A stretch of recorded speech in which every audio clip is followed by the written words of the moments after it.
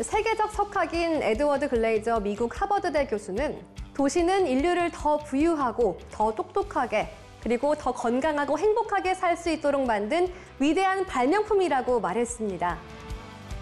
미래지향적이고 매력적인 도시, 누구나 살고 싶은 도시를 만들기 위해서는 끊임없는 변화와 노력이 필요합니다. 서울을 이런 도시로 만들기 위해 노력하고 있는 곳이 바로 서울특별시 의회 도시계획균형위원회인데요. 이번 임시회에서는 어떤 안건들이 오고 갔을지 그 현장으로 떠나봅니다.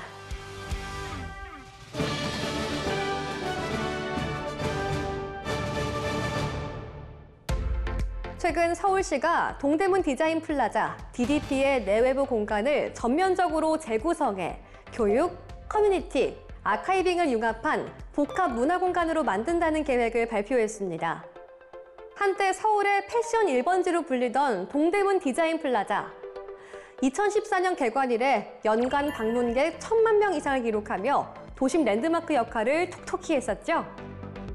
하지만 최근 유통시장 다양화와 코로나19 등의 영향으로 침체에 빠진 상황입니다.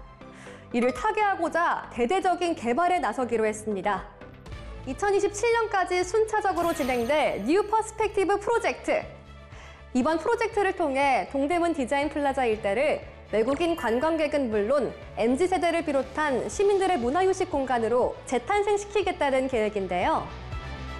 단순히 DDP에 한정되는 것이 아니라 쇠퇴한 그 일대 상권과도 협업해 창업 생태계와 지역경제 활성화 방안을 추진하는 방침입니다.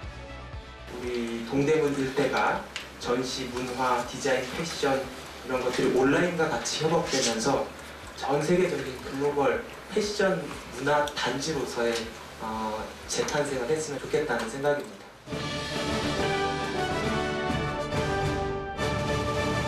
도시의 경쟁력을 높이는 중요한 요소 중에 하나가 바로 디자인입니다. 세련된 디자인과 조화로운 공간 구성은 시민들에게 자부심을 심어주고 경제 성장을 견인하기도 하죠.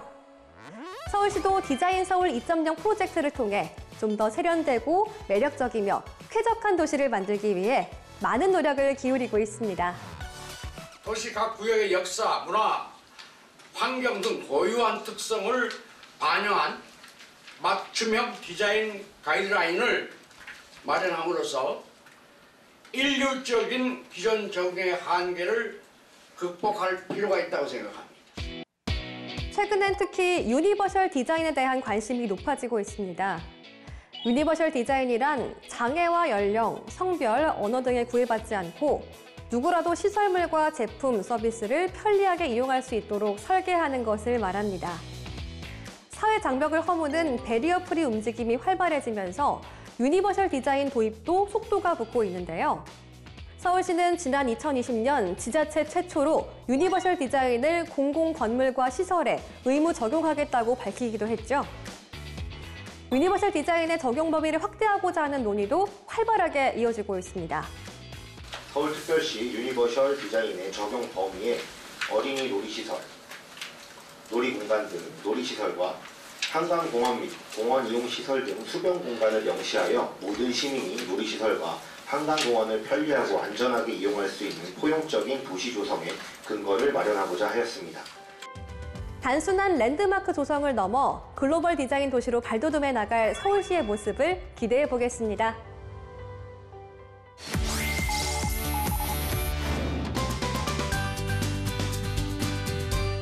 가족과의 불화, 인간관계, 취업난, 정신건강 등 다양한 이유로 사회적 고립을 선택한 청년들이 약 54만 명에 달하는 것으로 추산되고 있습니다. 가장 활발하게 사회활동을 펼칠 시기에 어둠 속에 숨어 세상과 철저히 단절된 채 살아가는 청년들. 이들을 돕기 위해 지난해 서울 대학로 인근에 서울청년 기지개 센터가 문을 열었습니다. 고립 은둔 청년들의 성공적인 사회 복귀와 자립을 지원하기 위한 전국 최초의 전담 기관인데요. 이름 그대로 청년들이 세상을 향한 힘찬 기지개를 펼 수 있도록 돕는 곳이죠.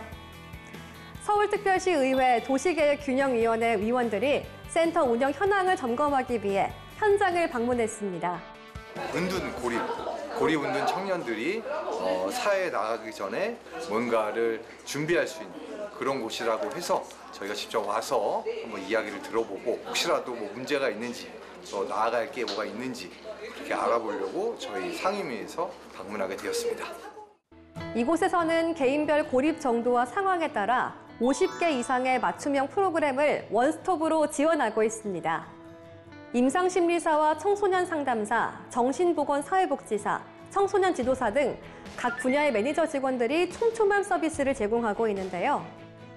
지난해 9월 개관 이후 1,837명의 고립운둔 청년을 발굴하고 이 중 891명을 선정해 지원했습니다. 이번 현장 방문에서는 센터를 통해 다시 한번 사회로 나갈 용기를 얻게 되었다는 청년들의 진솔한 이야기도 들을 수 있었습니다. 저는 이곳에서 지금까지 사람 만나는 훈련을 해왔다고 생각하고 있습니다. 그리고 앞으로 이어질 활동들에서도 이런 훈련을 계속 이어갈 수 있을 거라고 기대하고 있습니다. 감사합니다. 어두운 방에 스스로를 가둬버렸던 청년들. 센터는 이들에게 따뜻한 피난처이자 새로운 출발점이고 마지막 희망이 되어주는 곳입니다. 이들의 건강한 함께 서기를 위해 사회가 좀 더 적극적으로 나서야 할 때입니다. 사실 보이지 않는 운동 청년이 의외로 많은 것 같습니다. 용기를 내서 과연 여기까지 과연 올 수 있는 그런 용기가 과연 있어야 되는데 그러기 위해서는 여러 가지 유인 동기가 제일 필요할 것 같고요. 이번 임시회에서 도시계획균형위원회는 서울특별시 노후계획도시 정비 및 지원에 관한 조례안, 서울특별시 도시계획시설 결정을 위한 의견 청취안 등 8건의 안건을 본회의에 올려 통과시켰습니다. 청년들이 미래를 꿈꾸고 성장을 도모할 수 있는 사회, 약자와 함께 동행하는 사회, 그런 사회를 만들기 위한 도시계획균형위의 활발한 의정활동 기대하겠습니다.